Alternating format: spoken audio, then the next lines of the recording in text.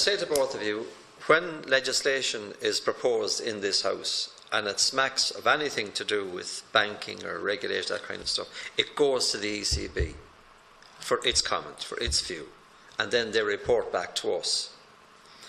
Here we have a banking scandal in both separately Ulster and then collectively all of the other banks. And the ECB tell us it's not within our remit, it's remit of the central bank. It is damn well within their remit, because it is a banking standard issue. And I would encourage you not to let them away with this. And I want to link it to something else, Brian, before you come in. Back in the days of the banking scandal, real banking, collapse of the economy, Jonathan Sugarman, whom reported in some way to the European Union, he raised the issue of the controls within the bank that he worked for, the Italian bank. And a very senior individual from the European Union, I think, was the director of that bank at the time. And in spite of making the complaint, the formal complaint, nothing ever happened. And recently, when I attended with him at the central bank to make the complaint and to find out what was happening and to find out their response, they made every effort to close him down and to close down that meeting. And I'll be dealing with that when they come before us again. But one of the things that he said to them was, they said it was one incident. And he said, no, it wasn't just one incident. It was over a long period of time. There was a number of breaches of the regulation.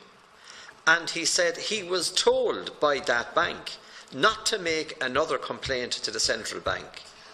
He was forced as an employee not to do it. And everyone just disregards it. And I think that that's a very, very bad reflection on the European Central Bank, and it undermines the regulation.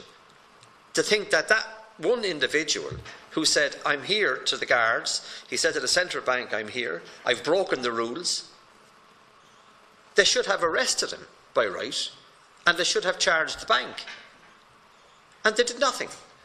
And I'm just asking you, as members of the European Parliament, what do you think of that? How do you protect that man's rights? Well, I think that's the fundamental question, and I think the European Parliament is very clear in this question, and certainly any of the reports that I have supported and in the attempts were made to protect whistleblowers, to make sure that where people make disclosures, that there is not just a beginning, but there's a middle and an end point. And in the case you refer to, the dilemma is, as I understand it, there is no end point to that investigation.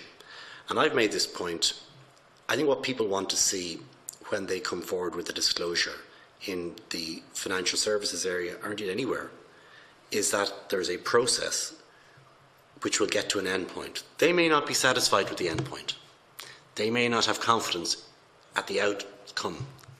But they need to know that that process is in play and in train to get that outcome. Now, you asked the question, what can we do? So when the tracker issue broke, because I knew the reply of the ECB to this, Chairman, the Irish Central Bank are dealing with it. The Irish Central Bank were very slow off the blocks in this committee in terms of, I remember very well what was said. I think things have improved since then. It's taken us longer, and I think by the summertime we'll be in a better position in terms of the number of people who were abused in that whole process as a consequence of the tracker scandal, and the total amount.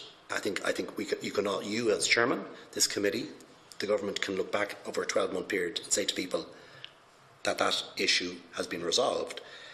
But the European Central Bank, unless you change its mandate, will not get involved on a country-specific issue like that. However, the window, I think, is on the issue of the Commission. And I complained on the tracker scandal because I argue it's collusion. I argued there was systemic collusion within the banking system which allowed effectively them all, over that period of time, to take people off the legitimate rate that they were on. As I said, Commissioner Vestager, in a very, very comprehensive reply, she said she understood this problem. She was aware of this problem, and that within her DG there is an opportunity for people to make a disclosure privately, secretly, without publicising their name, their rank, whatever. If there is information of collusion, she wants to hear about it, and she'll be on top of the banks like a ton of bricks. That was the effect of what she was saying. And I think that is a more effective arm of the institution, of the Commission, because they have, as I said to Deputy Burton earlier, they have genuine built-up competence in this area, and they have a legal basis of what they're doing. But it requires evidence to be brought forward. But that investigation is still open that I complained about. And if there are still people out there who saw some form of collusion, some kind of anti-competitive practice, because it would have been a collusion in Irish banks effectively against other banks in other member states of the European Union, it would have been a fundamental breach of EU law to come forward with that information to her. And that case remains open. Thanks. Matt? Yeah, again, there are a number of measures, and I do think that there sometimes is an onus to think that failures at a national level would automatically and can automatically be addressed at a European level. Unfortunately, in some regards, the EU bodies have as much power as the member states have given them. So in the cases where you have systematic failures at a member state level, it's actually unlikely that that government would have given the powers to somebody else to actually prevent them from having those failures in place in the first place, if you can understand my meaning. So it is a level of extreme frustration, I have to say, when we know, for example, the ECB's role in terms of our own crisis period. We know the role, a very destructive role, I would argue, that they played during the Troika and the bailout programme. We know the phone call, bombs will go off in Dublin, and we know the letters that Jean-Claude Trichet had sent to our minister at the times in question. And it is very frustrating when you know the impact that they have had in terms of Ireland's economy and our financial situation, for them to simply turn around on occasions then, when we come up and say, by the way, these banks that you bailed out, you forced us to bail out, are now treating our citizens with absolute disdain, for them to say, well, actually, there's nothing we can do about that. You need to go back to your own central bank. And it is very frustrating. And as I say, the ECB in itself is unaccountable. The accountability of the ECB is actually to the European Parliament, and both myself and Brian would have engaged. And it's a much different scenario than today, for example, because Mario Draghi comes in and a small selective number of MEPs are selected to have a 5-minute interaction with him, which means that if you spend 4 minutes asking the question, he has 1 minute to respond, and it's very difficult to actually draw down the answers. But I will go back to my earlier point, because I actually believe in it very strongly. I believe that there are the mechanisms here at a national level to address the issues of the tracker mortgage and of the other failures in terms of banks, including, as I say, the issues pertaining to some overcharging issues that we have seen. And I just think we need to be big enough and bold enough to claim them. And then finally, I think we need to move ahead with putting in place the proper protections for whistleblowers, not only here but across the European Union. With Jonathan Sugarman. Well, again, this goes down to the whistleblower legislation. What can you do to assist Jonathan Sugarman, who seems to be the only one that told the truth, and he's the only one that you can point to and say that his life has been destroyed by the fact that the Central Bank of Ireland did not respond and doesn't seem to care about the fact that there was more than one breach? If I can just, sorry, but just on this, because Jonathan Sugarman's story is actually very harrowing, and our colleague Luke Flanagan has actually hosted him in the European Parliament, and the group that he is also involved in is our own group, and we facilitated the publishing of his story, which was very important in terms of actually being able to tell the story. In terms of any direct engagement that I or you or Jonathan Sugarman think would be useful, either with the ECB or with the Commission or any of the DGs, then we'll be only too happy to do so. I should say, in terms of accountability of the ECB, that may be of use to your own members. We do have a provision as members of Econ, I'm sure other MEPs have as well, to actually put written questions to the ECB, and in fairness to them, they're much more substantive in their replies than the replies you get to written questions from the Commission, for example. So in that instance, we've been able to extrapolate some very useful information. So if there are any questions that your members have, feel free at any stage to direct them to us. Just a clearing remark, Chairman, and the frustration on all sides about coming to conclusions on investigations. Something that we all feel, but I mean the real power ultimately exists in the Irish Central Bank to resolve this question. They need to be held accountable as to where stands the investigation. The formal position is, as I understand, it's still under investigation. As I said earlier, that's not a good enough response. There needs to be the case that you're referring to. Jonathan Sugarman's yes. case. They've closed it down. Well, as I understand it, that's exactly, yes. And so the question is, for the Irish Central Bank, why has that happened? So that's the question we should pose to them. One last remark. The frustration of all MEPs, it's ECB. It's too easy just to fire shots at the ECB. I know this is not a popular thing to say, but they see their mandate in the treaties. They see their mandate as independence. And they ultimately see their mandate in monetary policy and getting inflation up to 2%, which will solve a lot of the problems on debt that we face. And the view of the independence of central banks is different in other parts of the European Union. Some more political view, other entirely independent view as to what central banks are, what their function is. They can't be contaminated by politics. They must have a singular view as to what monetary policy is. And I'm just making that remark to explain some of the frustration we have in trying to get concrete information from them. They will tell you what they can tell you, but they are very guarded about what their mandate is, and it's something that I think we need to understand. We have a letter here from Danielle Newey in relation to the SSM and so on.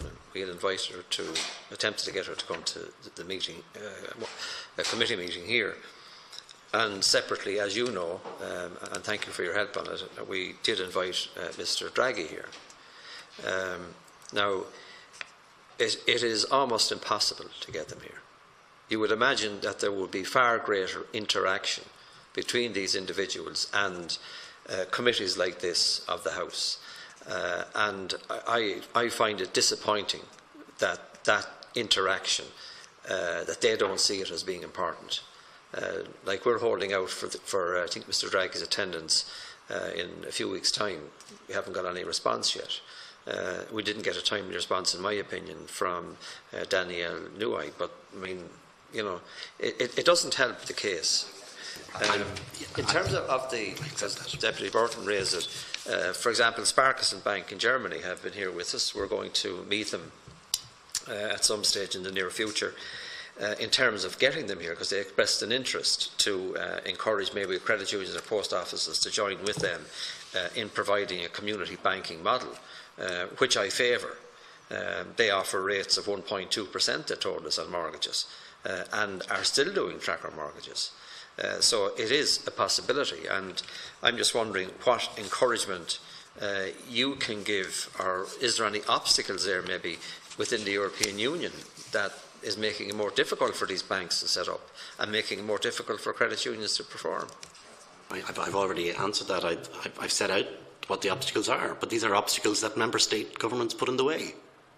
And if we had a common solvency directive, if we had a common directive on valuation of properties, if we had a common competition directive and consumer directive, as Deputy Burton said, which could allow the institutions of the European Union investigate where a bank doesn't offer you a product that you request, we could do an awful lot more. But too often in this, it's member states, taking up the point that Deputy Carthy made, who are preventing this from happening.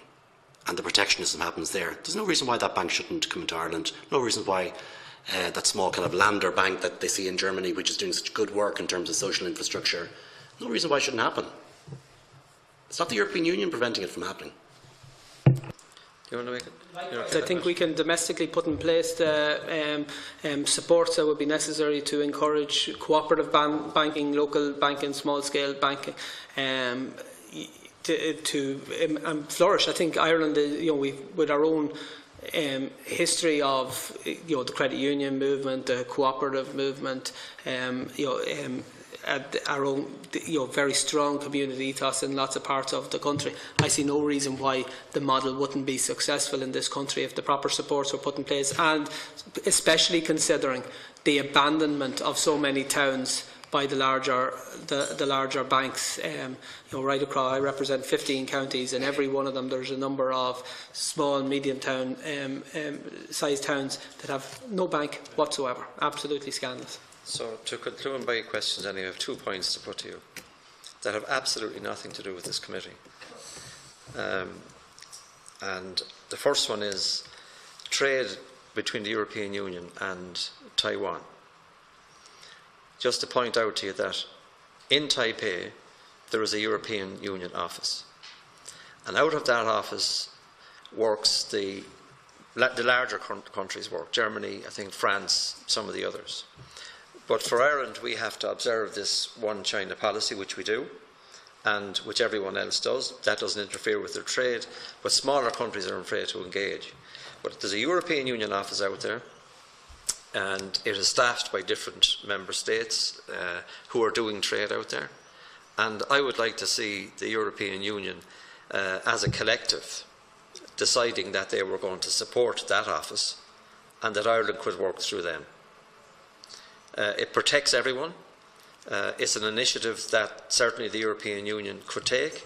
There's 24 million people in Taiwan, and it's a worthwhile trading partner once you get over the one China policy.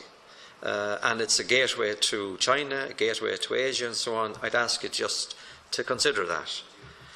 Secondly, another not related issue, this week saw the death of Mary Phelan, sister of Jojo Dullard, the lady that went missing and has been missing for the last 21 years. And I want to appeal to both of you in the context of a recent visit to the Parliament by Mary Phelan, the late Mary Phelan now, and Lucy O'Farrell and others. They have cases that they are pursuing through this state, are not getting the support of the state, in my opinion, and they want their rights vindicated and have gone to Europe. To please not forget them. Yes, on both fronts for me. Thanks. No, absolutely. I'll have to look into more on Taiwan. I engage very strongly on trade issues, and if you had said US, Canada, Mexico, Singapore, Colombia, Ukraine. I've done huge amounts of works in relation to our trading policy, but I haven't done anything on Taiwan. So we will. I absolutely will. And a very good point you make in relation, as you mentioned, Mary Phelan was among a delegation who we all met. It was hosted by Lynn Boylan in the European Parliament. It's not only a case that, in some cases, these families, and I'm thinking of Lucy O'Farrell, who you mentioned, it's not just a case that they're not getting the support of the state. They're up against the forces of the state in many respects, who are putting in place obstacles to them finding the truth and justice for their loved ones in that instance. Well, I'm appealing to you anyway for the late Mary Phelan and for Lucy O'Farrell. Please make their voices heard. They are being blackguarded by this state and they're looking to you for resolution. Thank you both for coming along this morning and appreciate your input into the meeting. Thank you very much. And I wish you